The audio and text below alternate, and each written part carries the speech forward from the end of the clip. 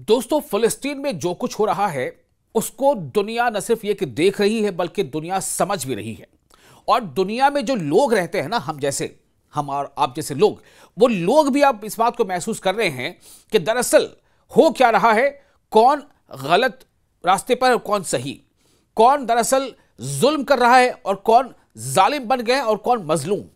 यानी कि दुनिया की आंखों में धूल झोंकने की कोशिश कौन कर रहा है और सही मानों में कौन जो है वो जुल्म का शिकार हो रहा है। मैं आज आपको इसलिए कह रहा हूं कि एक दो नहीं, यूनाइटेड नेशंस में, संयुक्त राष्ट्र में फिलिस्तीन को लेकर के, गजा को लेकर के कई अलग अलग रेजोल्यूशंस वक्त वक्त पर पेश हुए और उन रेजोल्यूशंस में, उन करारदाद में ज्यादातर अक्सरियत के साथ यानी मेजॉरिटी के साथ मंजूर कर लिए गए। अब एक और ताजा रेजोल्यूशन जो यूएन में पेश किया गया था, उसमें भी वो भारी अक्सरियत से जो है वो गजा और फिलिस्तीन के लोगों के हक में कबूल कर लिया गया है। ये मामला क्या है? दरअसल अक़वाम मुत्तहिदा यानी यूनाइटेड नेशंस की जनरल असेंबली में भारी अक्सरियत से फिलिस्तीनियों के हक खुद इरादियत यानी सेल्फ डिटर्मिनेशन जिसे कहा जाता है, हक खुद इरादियत की हिमायत में करारदाद मंजूर हो गई है। यानी एक रेजोल्यूशन पास हो गया है और भारी अक्सरियत से पास हो गया है, जिसमें फिलिस्तीन के लोगों को सेल्फ डिटर्मिनेशन, सेल्फ डिग्निटी का हक है, इस बात को तस्लीम किया गया।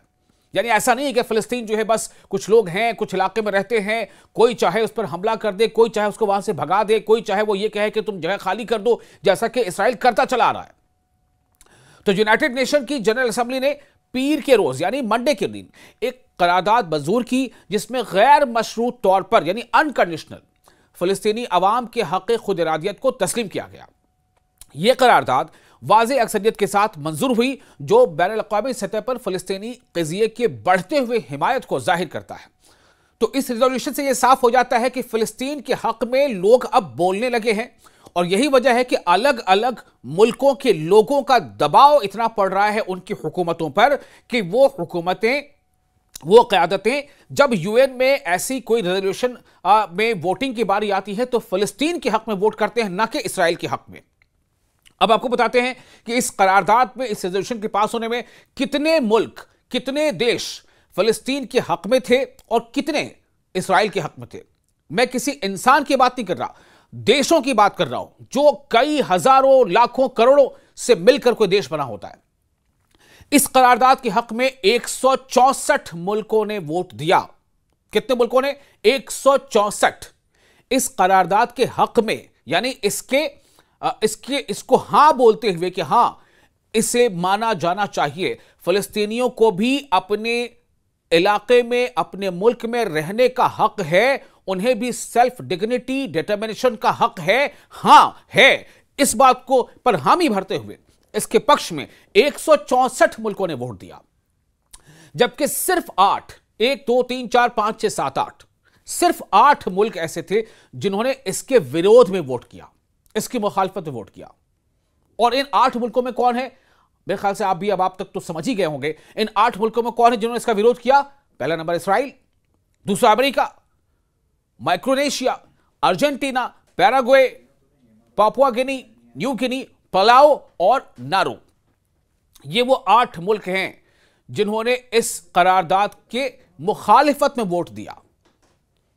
और 162 ऐसे मुल्क हैं जिन्होंने इस करारदाद, 162 नहीं, 164, 164, 164 ऐसे मुल्क हैं जो इस करारदाद की, इस रेजोल्यूशन के हक में वोट दिया जिन्होंने।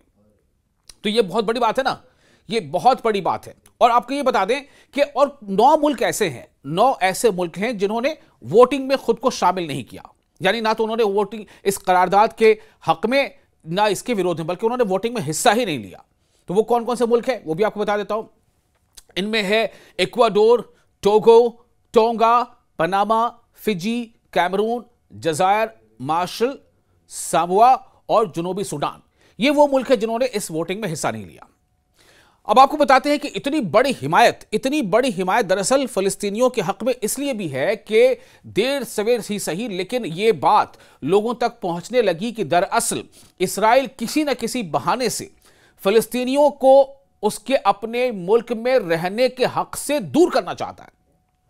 इसराइल किसी न किसी बहाने से फिलिस्तीनियों को उनके अपनी ही जमीन, अपने घर, अपने वतन से बेदखल करना चाहता है। वहां से भगाना चाहता है। और यही कोशिश लगातार चल रही है कि इतना डराओ, इतने बम गिराओ, इतना परेशान करो, इतना खौफ पैदा कर दो कि वो अपने इलाके को छोड़कर चले जाए और फिर फिलिस्तीन की उस जमीन पर इसराइल खुद को फैलाता जाए, बढ़ाता जाए। करारदाद के मतन में जुलाई 2024 में आलमी अदालत इंसाफ की राय का हवाला दिया गया, जिसमें कहा गया कि काबिज इसराइल की फलस्तीनी जमीनों पर मौजूदगी गैर कानूनी है। ध्यान से सुनिएगा क्या कहा गया। इस करारदाद, इस रिजोल्यूशन, इस प्रस्ताव का जो लाइन था, जिसमें जो मैटर था, उसमें क्या लिखा हुआ था।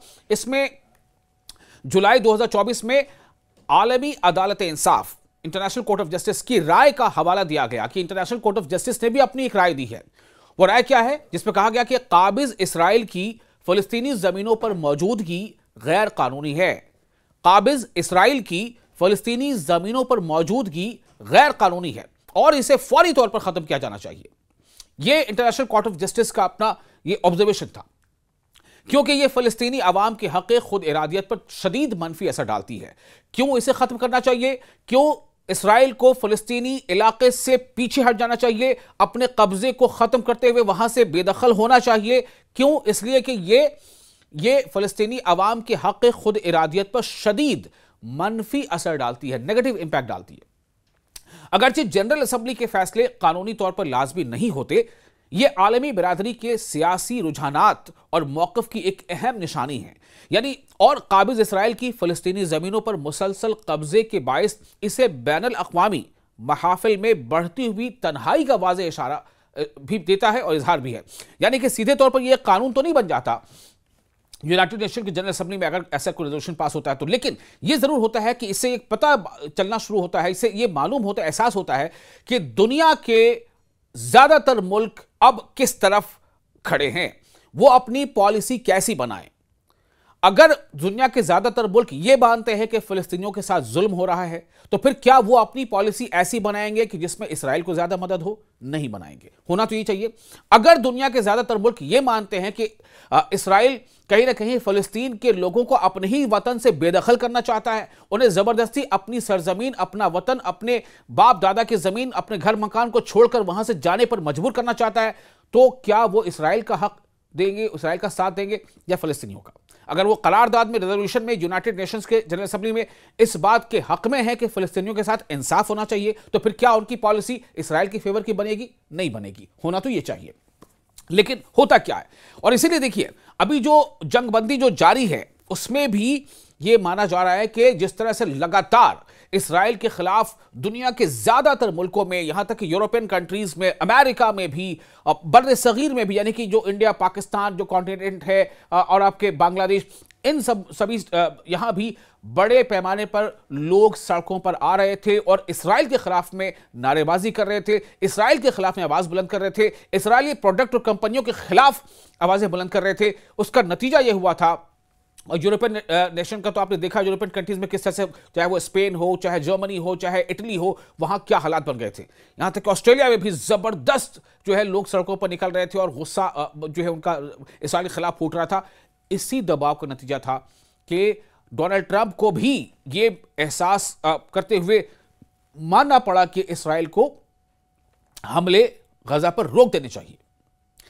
टेक्निकली तो जंगबंदी लागू है, लेकिन इसराइल अपनी हरकत से बाज नहीं आ रहा है और यह एक बहुत बड़ी फिर से मोरल विक्ट्री है फिलिस्तीनियों के लिए और फिलिस्तीन के हक में जो लोग भी, दुनिया के किसी भी मुल्क के वो वासी हो, शहरी हो, नागरिक हो, जिन लोगों ने भी फिलिस्तीन के हक में, फिलिस्तीन और गजा के लोगों के पक्ष में और इसराइल के विरोध में अपनी आवाज बुलंद की थी, इसराइल के विरोध में वो अपने अपने इलाकों में उन्होंने प्रोटेस्ट किया था, वहां की सरकारों को पर दबाव बनाया था, उनकी एक बहुत बड़ी जीत है, उनके लिए एक बहुत बड़ा ये मोरल विक्ट्री है। सवाल यह पैदा होता है कि आखिर इसराइल क्यों इन तमाम चीजों को अनसुना करता चला जा रहा है? क्या इसराइल इसलिए ऐसा करता चला जा रहा है कि दुनिया की बड़ी सुपर पावर कहने जाने वाली कहे जाने वाला जो मुल्क है, जो देश है, वो उसके पीठ पीछे खड़ा है, उसका हाथ इसराइल के सर पर है, इसराइल की पीठ पर है? क्या इसलिए वो इन तमाम चीजों को इग्नोर करता चला जा रहा है? अभी आपको हालिया एक रिपोर्ट मिली होगी, जो इंटरनेशनल कोर्ट ऑफ जस्टिस जो है उसने जो वारंट इशू कर रखा है नेतन्याहू के खिलाफ, जो इसराइल के वजीर आजम अभी हैं, प्रधानमंत्री हैं, उनके और उनके कैबिनेट के कुछ मिनिस्टर्स के खिलाफ, वो वारंट अभी भी जो है वो वारंट जारी है, वो एक्टिव है। और ये वजह है कि बहुत सारे मुल्क जो है वो अभी नेतन्याहू वहां का सफर नहीं कर सकते, क्योंकि उनको खदशा, इस बात का डर है कि हो सकता है कि उनकी अरेस्टिंग हो जाए। तो हालात ऐसे बने हुए हैं। इस बीच आपको जरा सा मैं गजा का हाल बता देता हूं कि फिलहाल वहां गजा में हालात कैसे हैं, क्योंकि वहां तो आपको पता है कितनी ज्यादा बमबारी हुई है, इतनी बमबारी 2 सालों तक मुसलसल बम गिराए जाते रहे हैं। तोप, गोले, मिसाइलें, न जाने कैसे कैसे हथियारों का इस्तेमाल किया जाता रहा है, और वहां के इंसानों को वहां के अपनी जमीन से बेदखल करने के लिए बहाना क्या है कि हमास को खत्म करना है। खत्म कौन हो रहे हैं? फिलिस्तीनी आम लोग। 70-80 हजार से ज्यादा लोग मारे गए हैं, जिनमें ज्यादातर खवातीन हैं, महिलाएं हैं, बच्चियां हैं, मतलब बच्चे हैं, उन्हें बच्चियां बच्चे दोनों। तो ये वहां के हालात है। फिलहाल वहां पर हालात ऐसे हैं कि टूटे फूटे मकानों में रहने को मजबूर हैं, और जितने ट्रक्स एड के उनको आने चाहिए रोजाना की बुनियाद पर, जो तय हुआ था सीजफायर के शर्तों में कि रोजाना की बुनियाद पर 600 ट्रक्स जिनमें जो उनकी जरूरियात के सामान से लदे ट्रक हैं उनको गजा में एंट्री दी जाएगी, वो भी नहीं हो पा रही। 200 के आसपास ट्रक को एंट्री मिलती है, बाकी इसराइल उनको अंदर आने नहीं देता रफा क्रॉसिंग या दूसरे क्रॉसिंग से। तो गजा में नई जो अभी अब वहां पर बारिशें अभी हो रही हैं, इससे इंसानी बहरान शदीद और होने का खदशा है, ये हमास ने अभी हालिया अपने बयान में कहा है। दरअसल हमास जो तंजीम है, जो संगठन है, इस्लामी तहरीक मज़ाहमत जो संगठन है हमास, उसके जो स्पोक्स पर्सन हैं हाजिम कासिम, हमास के तर्जुमान हाजिम कासिम ने खबरदार किया है कि गजा में इंसानी हालात नई बारिश के बायस मजीद संगीन हो गए हैं, जिसने हजारों बेघर अफराद की खैमों को डुबो दिया है, जो मौसम की सख्तियों से महफूज नहीं है। हमास के तर्जुमान हाजिम कासिम ने मंडे की शाम जारी बयान में, यानी पीर के शाम जारी बयान में कहा है कि बेघर अफराद की सूरत हाल रोज बरोज खराब हो रही है, क्योंकि इनके खेमे पुराने और खराब हैं, जो बारिश या सर्दी से बचाव फराहम नहीं करते, जिससे इनकी रोजाना की मुश्किलात में इजाफा हो रहा है। उन्होंने साफ कहा है कि पिछली तंबीहात और अपीलें, जिनमें मुनासिब रिहाइश की अशिया के दाखिले और दोबारा तामीर शुरू करने की दरख्वास्त की गई थी, अब तक अमली तौर पर नजरअंदाज की गई हैं। आलमी बरादरी की नाकामी की तरफ इशारा करते हुए हाजिम कासिम ने कहा कि काबिज इसराइल की तरफ से गजा पर आयद मुहासरा तोड़ने में वो नाकाम रहे हैं, जिसने इंसानी बहरान को मजीद गहरा किया है। इसलिए वो उन तमाम देशों से जो इसके मीडिएटर थे, और अमेरिका से और अरब लीग से, तमाम लोगों से वो अपील कर रहे हैं कि गजा के लोगों को इन मौसमी थपेड़ों से महफूज करने के लिए बहुत जरूरी है कि जो जंगबंदी की खिलाफ वर्जियां हो रही हैं इसराइल की तरफ से, उसको रोका जाए, और इंसानी मदद, मेडिकल रिलीफ, फूड, ज्यादा से ज्यादा टेंट्स, रहने के लिए बेडशीट्स और चादर, टेंट वगैरह ज्यादा से ज्यादा और जल्द से जल्द गजा के इलाके में भेजा जाए, मुहैया कराया जाए। इसके लिए भी इसराइल पर दबाव बनाया जाए। आपको ये वीडियो कैसा लगा? आप देख रहे थे न्यूज़ 18 का सोशल मीडिया प्लेटफॉर्म। मैं हूं आपका मेजबान विसाल आजम। आप अपने तासुरात, अपने रिएक्शंस हमें कमेंट बॉक्स में शेयर कर सकते हैं।